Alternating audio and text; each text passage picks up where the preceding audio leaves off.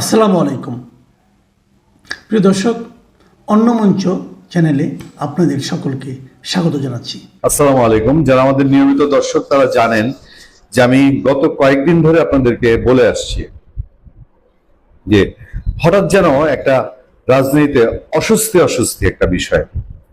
দেখেন, এই অস্বস্তিটার মাঝেই এই গেল সপ্তাহে আমাদের একটা লাইভ শোতে হঠাৎ করেই আমাদের নিয়মিত অতিথি, নিয়মিত বিশ্লেষক, দিল্লি প্রেস ক্লাবের সাবেক সভাপতি গৌতম লাহিড়ী তিনি বলে বসলেন, তিনি জানালেন যে তারা জানেন যে ভারতীয় গোয়েন্দা সংস্থার কাছে একটা তথ্য আছে যে বাংলাদেশে যে এখন যে দ্রব্যমূল্যের অস্থিতিশীল পরিস্থিতি এবং নানান রকম অর্থনৈতিক প্রেশার, জ্বালানি তেলের নিয়ে সংকট এবং আস্তে আস্তে এগুলো জনমনে প্রভাব ফেলছে, পাবলিক লাইফস্টাইলে ব্যাঘাত ঘটাচ্ছে, এতে করে মানুষের মধ্যে যে একটা অস্বস্তি বা ক্ষোভ তৈরি হচ্ছে, এইটার সুযোগ নিয়ে কোন একটা অংশ কোনো অঘটন ঘটাতে পারে, আবার কোনো একটা অঘটন ঘটাতে পারে, এরকম তথ্য ভারতীয় গোয়েন্দাদের কাছে গেছে বলে ভারত থেকে আমরা জানতে পেরেছি।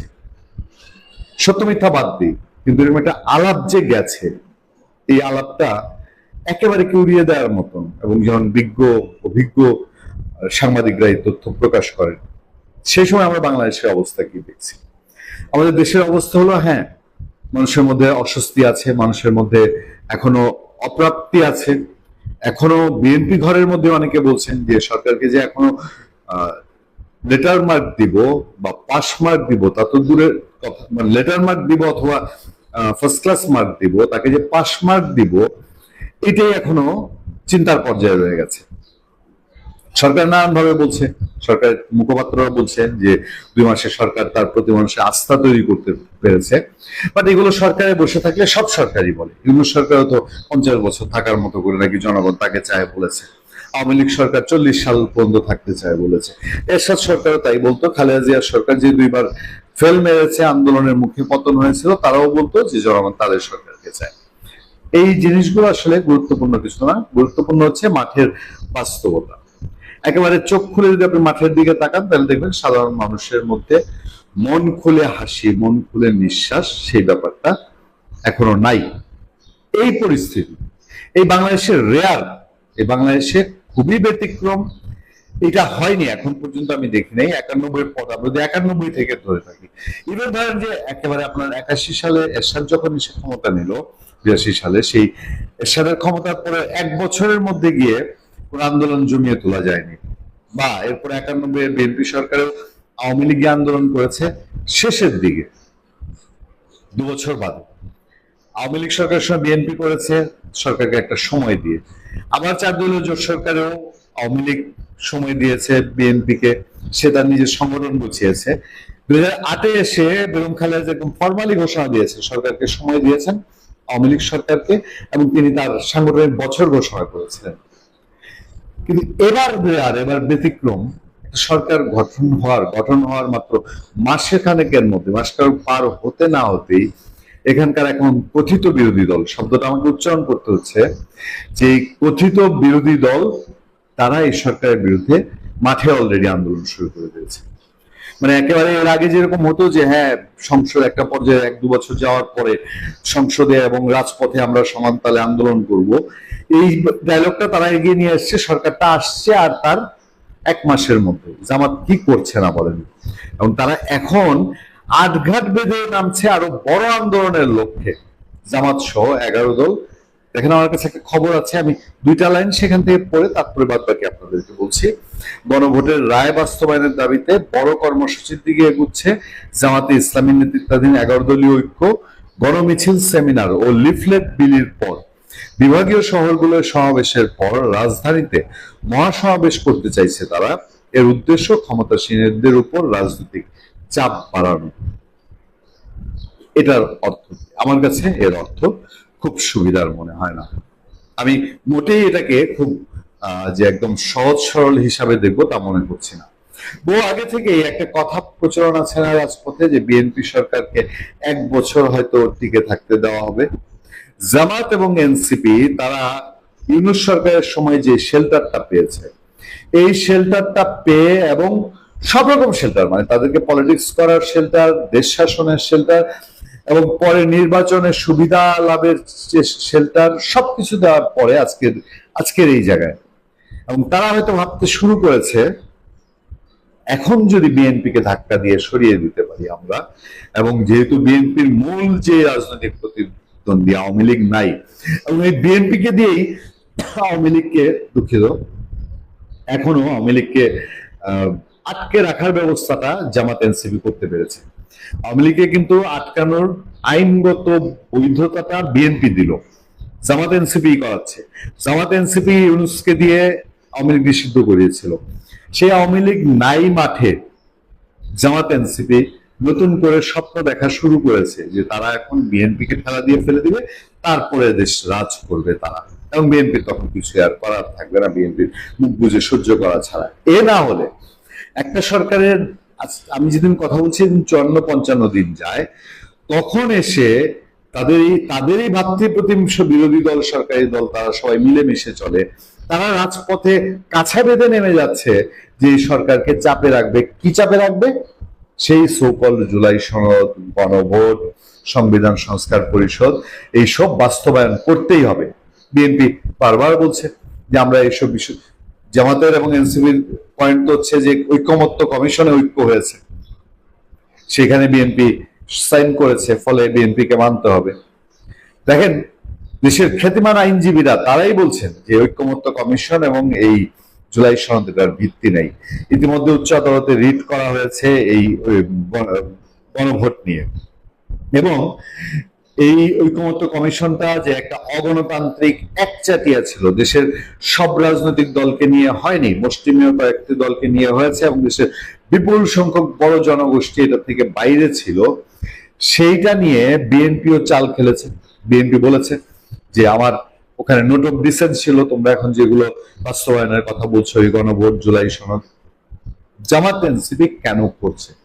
জামাত এনসিপির কি এটা খুব শুধুই ক্ষমতা দখলের চেষ্টা, নাকি পুরোপুরি রাজনৈতিক যেটা তারা বলে, জামাতের লোকজন, এনসিপির লোকজন যেটা বিশ্বাস করে যে 24 হয়েছিলই 71-কে ঢেকে ফেলার জন্য, তাহলে এখন আবার কি সেই 71-কে পুরোপুরি মুছে দেওয়ার জন্য তারা জুলাই সনদ এবং এই গণভোট নিয়ে উঠে পড়ে লেগেছে? যে গণভোটের 70% মানুষ ভোট দিয়েছে বলে ঢোল পেটানো হয়, সত্যিকার অর্থে কি বাংলাদেশের 70% মানুষ গণভোটে ভোট দিয়েছে? এই হিসাব তো কেউ মিলাতে পারে না। ভোটেই তো দিতে যায়নি ম্যাক্সিমাম মানুষ, তার মধ্যে থেকে আওয়ামী লীগের লোকজন ভোট দেয়নি, না ভোট দিয়েছে ধরলাম, তাদের হিসাবে 30%। সব যদি একত্রিত করা হয় তাহলে না ভোটের পক্ষে মানুষের মতামতটা বেশি। আমার ধারণা যতদিন যাবে জামাত এনসিপি যতই জুলাই সনদ এবং এই গণভোট নিয়ে কামড়ে থাকবে, তত মানুষের সামনে তাদের চেহারাটা পরিষ্কার হবে। কারণ মানুষের সার্বিক সেন্টিমেন্ট এই দেশে এই গণভোট এবং জুলাই সনদ বিপক্ষে। কিন্তু এগুলোকেই কাজে লাগিয়ে এখন জামাত এনসিপি কি ক্ষমতার স্বপ্ন দেখা শুরু করে দিয়েছে? আমি বারবার বলি, আমার ভাবির পোলা সহ জামাত, হেফাজত, সামরা নাই, হেফাজতে পাকিস্তান, সহজত দল আছে, এই সরসিনার পীর মীর আব্বাসী, গাব্বাসী তো বলেছেই চীনের সাথে সম্পর্ক করতে রাশিয়া, ভারতের সাথে না। ঠিক আছে, নাস্তিক দেশের সাথে চলবে, ভারতের সাথে না। তো ভালো কথা, ভারতের সাথে একটা কাজ করুক। ভারতের না, নেপাল থেকে তো আমরা বিদ্যুৎ আনতে পারি ফরিদ ভাই, নেপাল থেকে আমরা বিদ্যুৎ আনলে সমস্যা কি? আপনার আপত্তি কেন?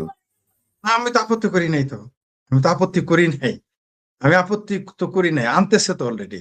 আমি আপত্তি করেছি যারা এটা বললো যে ওইটা কি ভারতের উপর দিয়ে যাবে, নাকি যে দেশের নাম নিলেন সেখান থেকে পাকিস্তান যাবে বা আমেরিকা যাবে, সেখান থেকে ঘুরে আসবে। না, আমরা বঙ্গোপসাগরের উপর দিয়ে লাইন বসাই দিব প্রয়োজনে, সমস্যা কি? নেপালের দিয়ে ওদিকে আসার পথ আছে তো মনে হয়, নাকি? আরেকটা ভালো কাজ করতে পারেন, চৌথ আসমানে একটা টাওয়ার বসাবেন, ট্রান্সমিটার বসাবেন, এই সেখানে কারেন্ট নিয়ে ওই চৌথ আসমান থেকে বাংলাদেশের আকাশে এসে পড়বে।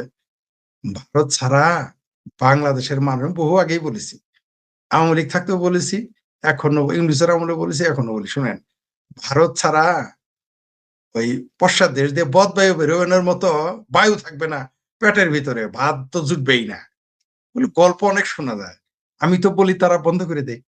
এত ভারত বিরোধিতা, ভারত এত খারাপ প্রতিবেশী আপনার, আপনি যান না সীমান্তে, আপনার সীমান্তে কাঁটাতারে বেড়ানা ভারত দেয়, আপনিই দেন। ভারত তো আপনাকে ঠেকানোর জন্য, এই বাঙ্গুদের ঠেকানোর জন্য কুমির ছাড়তেছে, সাপ ছাড়তেছে, আপনারাও ছাড়েন। আপনারা সীমান্তে ওয়াল করেন যে যাবো না তোদের ওইখানে, সীমান্ত বন্ধ করে দেন, ভারতের আকাশপথ বন্ধ করে দেন, তারপরে দেখতাম হাউ মেনি পেডিতে হাউ মেনি রাইস। ভারত এই যে তো গল্প করে না ভারত বিরোধী, এই গৌতম দাসেরা একটু, তার মধ্যে একদিকে হলো হিন্দু, যদি একটু গালাগালি দেয় ভারতকে, যদি একটু গালাগালি দেয় বঙ্গবন্ধুকে, তাহলে একটু আগে যদি ঘি গু দিয়ে খায়, পরে একটু আরো কিছু পাবে, মান্না সাল্লাহ পাইতে পারে, সেই জন্য তারা বলে এবং বলবে। কারণ এই দেশে একটা ভালো ব্যবসা আছে, এই দেশে আবার তারে ধরবেন নাই, গৌতম দাসদের যখন ধরবেন ভাই, একলা একলা যখন ধরবেন, তুমি ভাই এইভাবে ভারতের বিরুদ্ধে বলো কেন, তুমি ভাই এইভাবে বঙ্গবন্ধুর বিরুদ্ধে বলো কেন, তুমি ভাই আওয়ামী লীগের বিরুদ্ধে বলো কেন, ভাই এটা একটা আমাদের কৌশল, আমরা টিকে থাকতে হবে, আমরা সংখ্যালঘু না, তখন কিন্তু এটা বলবে আপনাকে। ওই কৃষ্ণানন্দ কি যে ইলেকশনে যে জামাত নমিনেশন দিয়েছিল, জামাত কিন্তু নিজেও জানে যে স্বয়ং কৃষ্ণনন্দী জামাতে দাঁড়িয়ে পাল্লা মার্কায় ভোট দিবে না। স্বয়ং কৃষ্ণনন্দী যদি নৌকা মার্কা ভাই ওইখানে আগে ছিল মরতো, স্বয়ং কৃষ্ণনন্দী ওই বিএনপি কে ভোট দিয়েছে কিনা একটু খোঁজ নিয়ে দেখেন, যদি তাকে অনেস্টলি বলতে প্রশ্ন করা যেত। এটা কিন্তু আবার এটা এমন না যেটা আমি জানি, এটা জামাতও জানে, কিন্তু জামাত জানে যে তুমি কৃষ্ণনন্দী, তুমি গৌতম দাস নৌকায় ভোট দাও, তাতে যায় আসে না, সামনে তুমি এগুলা গালি গালা দিবে, তাতেই কাজটা হবে। যেমন মেজর আখতারুজ্জামান, তাকে এত, বাংলাদেশে বিএনপির যে নেতা সবচেয়ে বেশি জামাতের গোষ্ঠী উদ্ধার করেছে, ওনার নাম হচ্ছেন মেজর আখতারুজ্জামান, খালেদা জিয়ার চেয়ারপারসন, বিএনপির খালেদা জিয়ার চেয়ারপারসন উপদেষ্টা, মানে বিএনপির উপদেষ্টা। তারপর আপনার মুক্তিযোদ্ধা একজন পুরস্কারপ্রাপ্ত সাবেক সেনা কর্মকর্তা, এতগুলো পদ তাদের ওঠা দরকার ছিল। তার জন্য দেখেন এখন উল্টা করে ওদের গালাগালি করতে শোনেন, কিন্তু আপনি আওয়ামী লীগকে একটা গালি দেন, বিএনপি কে একটা গালি দেন, বিএনপি আপনারা তালাক দিবে, আওয়ামী লীগ আপনাকে বাইন তালাক দিবে। কিন্তু এত গালাগালি করলো জামাতের, তারপর কেন নিল? উনি নিজেও জানেন যে মেজর আখতারুজ্জামান জামাতে ভোট দেখবে না, দেখে গালাগালি করার জন্যই তাকে রাখবে। জামাতের এটা, এগুলো হচ্ছে কৌশল। আর আপনি যেটা বলেন ভারতের কাছ থেকে তারা সবকিছু বন্ধ করে দেখে না, বাংলাদেশের মানুষ অনেকে আমাকে বলেছে, মানে জামাতপন্থী যারা, বিএনপি পন্থী, ভারত ছাড়া কি মানুষ চলতে পারে না, যাদের সাথে ভারত যোগাযোগ নেই। জি, আমি আপনাদের সাথে একমত, ভারত ছাড়া যাতে কি পৃথিবীর মানুষ চলে না? আপনারা ভারত থেকে আনবেন না কিছু, তেল আনা বন্ধ করেন, চাল আনা বন্ধ করেন, একটু ঘোষণা দেন দেখি মুরদ আছে কিনা, মুরদ আছে কিনা বাংলাদেশের শাসকদের, জামাতের মায়ের ভাতারদের মুরদ আছে কিনা, বিএনপি যারা করে তাদের মায়ের ভাতারের মুরদ আছে কিনা, মুখ দিয়ে বলুক যে ভারত থেকে আমরা চাল আনবো না, এই ঘোষণা তারা শুধু দেখ। যদি সেটার মুরদ থাকে, ভাই সেটা বলতে আবার ভুল বুঝবেন না, আমার আবার হাদি মাদি মনে করেন না, কারণ আমাদের জামালপুর সেটা মানে প্যাট, এখানে সেটা মানে হইলো হিম্মত।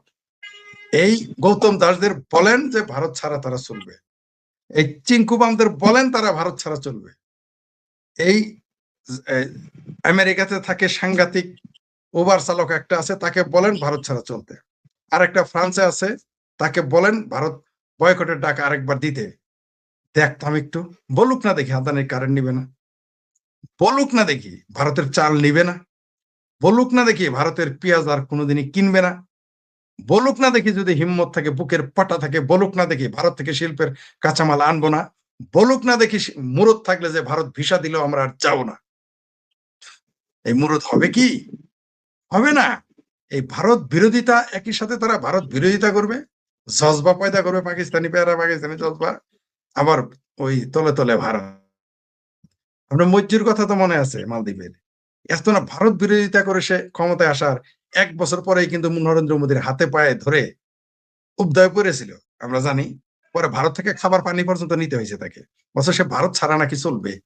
বাংলাদেশকেও দেখেছি ভারত বয়কট, ইন্ডিয়া বয়কট মিছিল করেছে আমার ভাবির পোলারা, বিএনপিরা, জামাতেরা, হেফাজতেরা, সিংহবামেরা মিছিল করেছে ভারত ইন্ডিয়া বয়কট।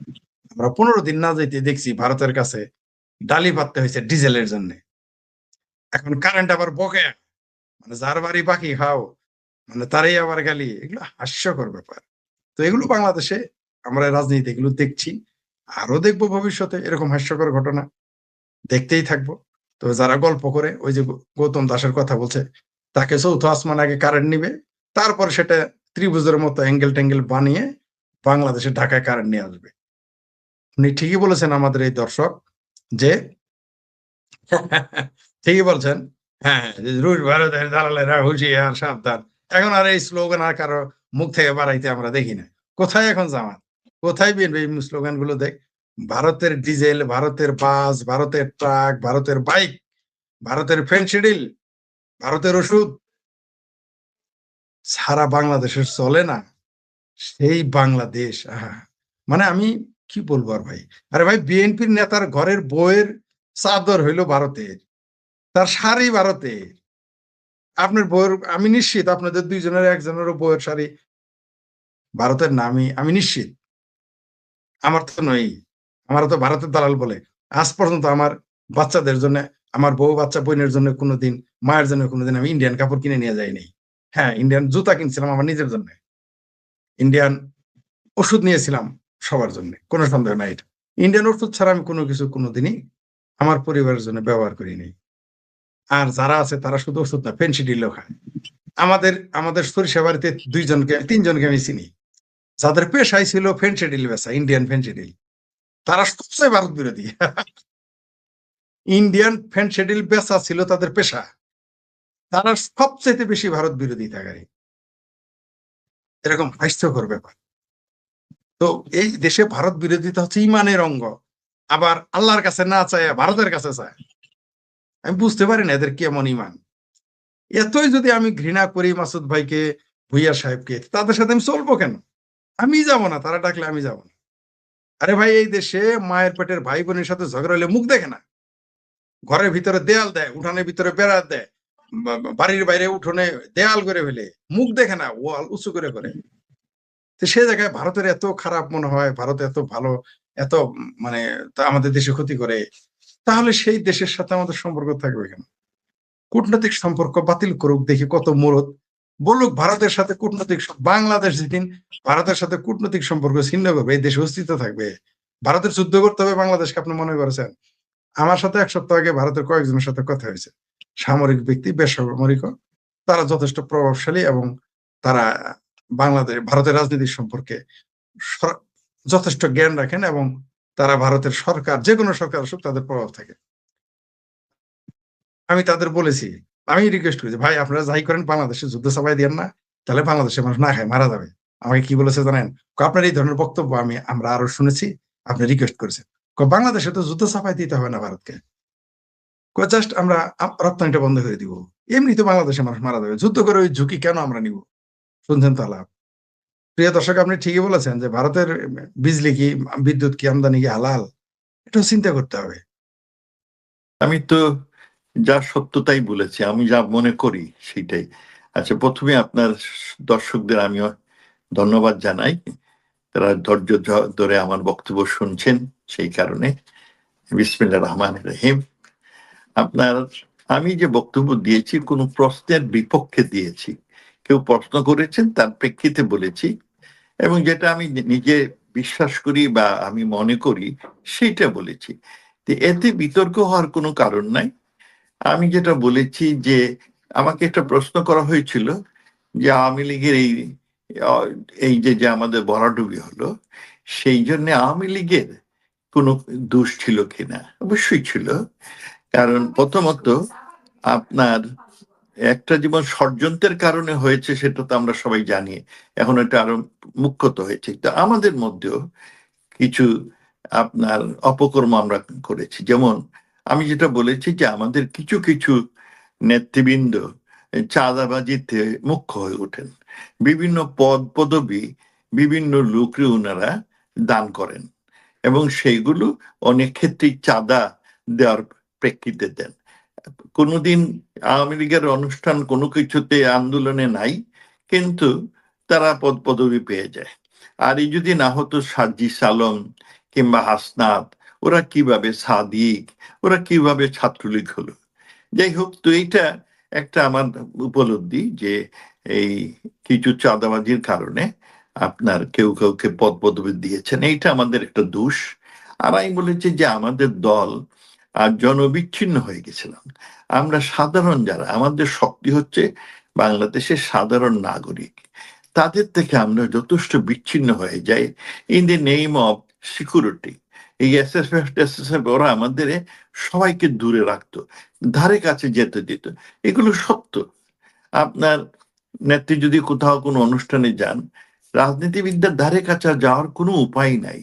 আর ওনার সাথে সে গণভবনে গিয়ে দেখা, ওখানে তো অ্যাপয়েন্টমেন্ট পাওয়া যায় না। অ্যাপয়েন্টমেন্ট না পাইলে আপনি ঢুকবেন কেমনি, যে আপনি বলবেন কিছু? সুতরাং it is always a nightmare. এই যে জনবিচ্ছিন্নতা, আমি মনে করি যে সেইটার ফলে be one of the reason যার ফলে আমরা অনেক ক্ষেত্রে এই অসুবিধায় পড়েছি।